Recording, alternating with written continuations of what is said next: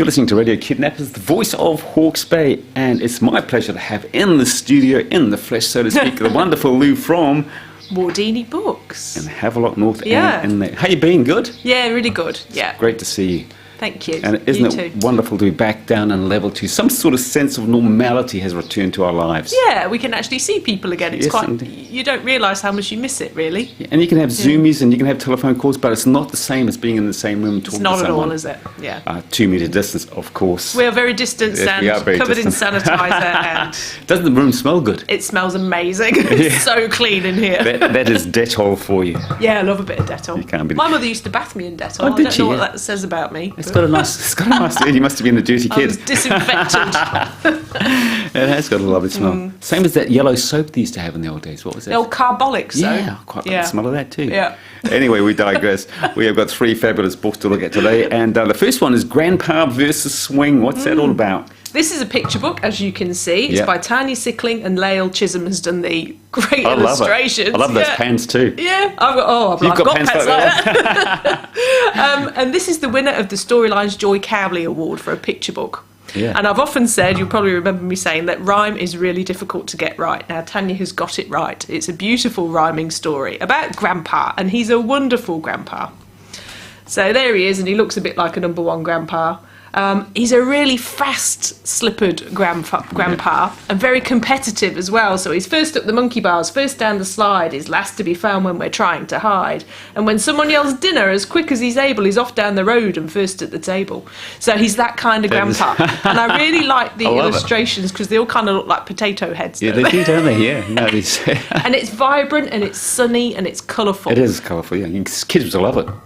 Yeah, absolutely, and the rhymes are really, really cool. Yeah. So there are new swings on the park is the basic idea of the story, and Grandpa's like, new swings, oh my God, and he's like the biggest kid in the bunch, and off they go, and they're going up to the swings, and they're like, the swings were well built, they looked sturdy and shiny. Grandpa, we called, aren't they just a bit tiny? There's the foreshadowing of what is about to happen to Grandpa. So they go on the swings, and there he is, and he's got his skinny little butt in the new swings. And they have the most marvellous time. Off he's going, he's just having a great time. And, he tried to jump out, but the new swing had got him. It danced around with him, stuck fast to his bottom. There you go. I love it, yes. Bottom joke right in the middle of there. So he's wriggling and he's squiggling and he cannot get out, and then they just think it's an incredible hoot, and they're having the most wonderful time because Grandpa is stuck and all that kind of thing. But the problem comes in when Grandma shouts dinner, and they just cannot, it's dinner time, dinner! And they can't get him out of the swing. And Grandma goes to see what's going on, and I really like this bit because up until here it's very traditional, and it's the Grandpa waiting for his dinner, all that kind of thing. But it's Grandma that has to come out. She's the one that saves the day. Right. She's the one that's the dab with the toolbox. Yes. So down she comes with the toolbox, rolls her eyes, here we go again. Rescues old Grandpa. Yeah, and he's rescued, and they all go home for dinner, and they all live happily ever after, But it's just such a cool adventure, and they're all having a marvellous time. And I love it. And it's very much on the button. That's what most granddads are like, aren't they? Sort of have a bit of fun, then the kids can go. And Grandma generally is the practical one that's got to... Yeah, that's right. Do all the hard stuff while the granddads have all the fun. Yeah, I thought that was lovely. It's a really lovely book. And our next book is called Twitch. Twitch? Is it a horror movie? No. Horror book? No, not really. Apart from there's some quite horrible bullying in it, I suppose. It's by M.G. Leonard, and it's for children probably of about 9 and up, I would say. So Twitch is a young lad. It's set in England somewhere. I don't know if they're around London. I can't quite remember. Doesn't really matter. And he's a bit of a loner. He was originally called Twitch as a kid because he's got a twitch. He blinks a lot. And you know what kids are like at school. If you're remotely different, then someone's going to get you. So he's a bit of a social pariah. He doesn't care, or he tells himself he doesn't care. He believes he doesn't care because he's got his pigeons and his chickens and things at home. So it worked out well for Twitch. Everybody calls him Twitch, even his mum, because he's also a twitcher. Yes. Yeah, so he's got a most amazing... It's Aves Wood near where he lives, and he's created a hide there, where bird watchers go. And you cannot see it. It's got this thing that lifts up, and then you go into the hide, and it's just the most incredible thing, and it made me want one. It sounds like a mistress coming up. Oh, yes. So he's bullied at school, and there's a new guy called Jack, and he's trying to be the cool guy, and he's bullied Twitch quite horribly. And but it turns out that Jack just wants to fit in. So he and Jack makes tentative... Twitch actually catches Jack being bullied and saves him. And they start this tentative friendship, but Twitch is not going to be that trusting, so far. But what happens is there's an escaped robber on the loose, and they think that this robber is going to hide in Abe's Wood, and there's police everywhere.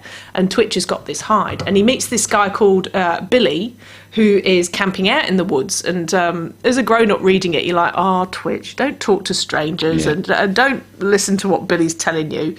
So it's about Jack and Twitch and the pigeons, because the pigeons are quite cool as well. He's got these goofy pigeons that he's trying to train to take messages, pigeons, and homing pigeons, and them hiding out in the woods, and these two girls that are sort of pottering about in the woods, and all these little elements of mystery that Twitch puts together. And he's a brave kid, and it's also about him learning to trust people, and seeing the whole picture. It's good. Spoiler, good ending. It's a great ending. Yeah, I would do. Yeah, my only warning with it is that the bullying's horrendous, and I remember there being some pretty horrendous bullying at school, and you just forget, and I think it's a timely reminder for some parents to think kids actually go through a great deal of crap at school. And if you have been bullied, you never forget. No, you don't. You can still remember the names of the people that were mean to you. Get my list started? Yeah, I know.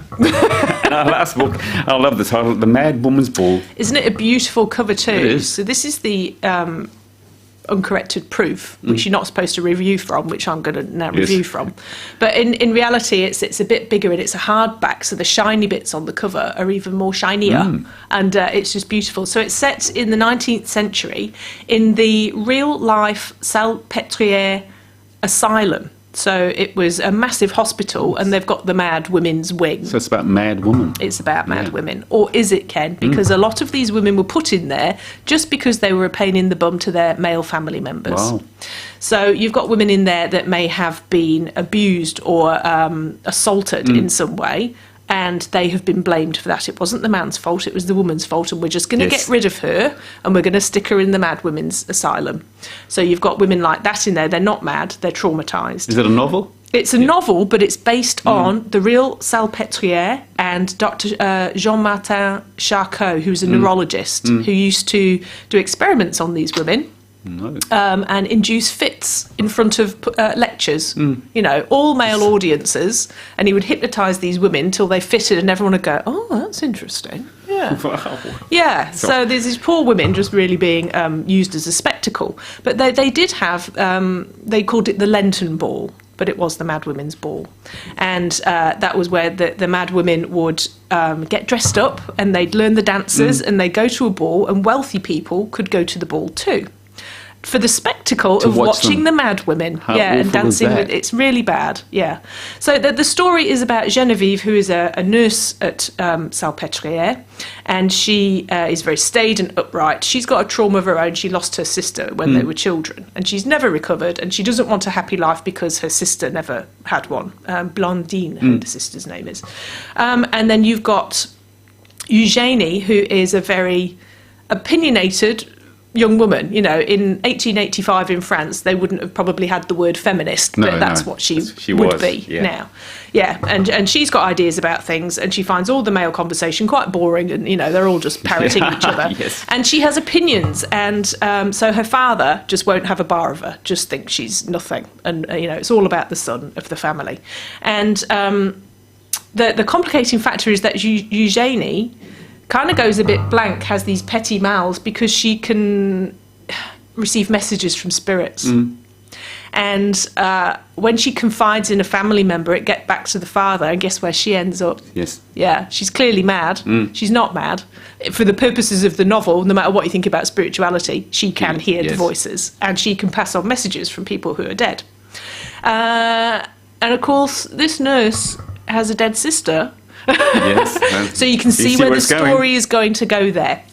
But it's just this most incredible investigation into this awful abuse of these women, some of whom were not mad at all. They were just incarcerated through no fault of their own. Some of the women did need to be in there.